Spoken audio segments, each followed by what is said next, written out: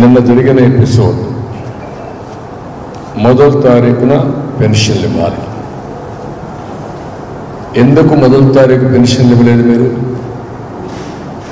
మీ దగ్గర డబ్బులు లేవు.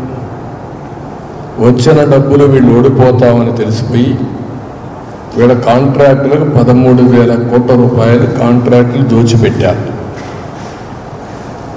ఏప్రిల్ 1 మార్చి బడ్జెట్ ఎండ్ అవుతుంది. మార్చి బడ్జెట్ ఎండ్ అయినప్పుడు ముందే డబ్బులు డ్రా చేసుకోవాలి. ఫస్ట్ వచ్చినప్పుడు కొన్ని హాలిడేస్ కూడా వస్తూ ఉంటాయి. అలాంటప్పుడు అకౌంట్స్ కూడా క్లోజ్ చేయాల్సిన అవసరం ఉంటుంది. ఇలాంటి ఇబ్బందుల్ని ముందే గమనించి ముందే డబ్బులు డ్రా చేసి తద్వారా సకాలంలో వృద్ధులకు ఈ పెన్షన్స్కి అందరికీ పెన్షన్లు ఇస్తే సబబుగా ఉండేది. అట్లా కాకుండా టోటల్గా ఈ ఇష్యూని మెస్అప్ చేసి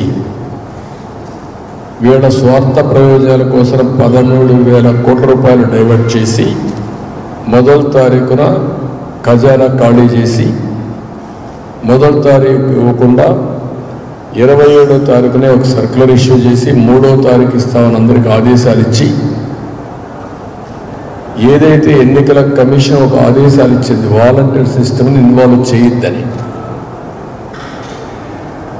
ఎప్పుడైనా సరే గవర్నమెంట్ ఎంప్లాయీసే ఇన్వాల్వ్ అవుతారు తప్ప ఇలాంటి వాలంటీర్స్ అందరూ కూడా గవర్నమెంట్ వర్కుల్లో ఇన్వాల్వ్ కాదు. ఆ విషయమే ఎలక్షన్ కమిషన్ చెప్పి. కాబట్టి ఇవన్నీ చేస్తే ఇంత నీచంగా ఇంత దుర్మార్గంగా ఇతను ప్రవర్తించడం అనేది చాలా నీచాతి నీచమైన కార్యక్రమం.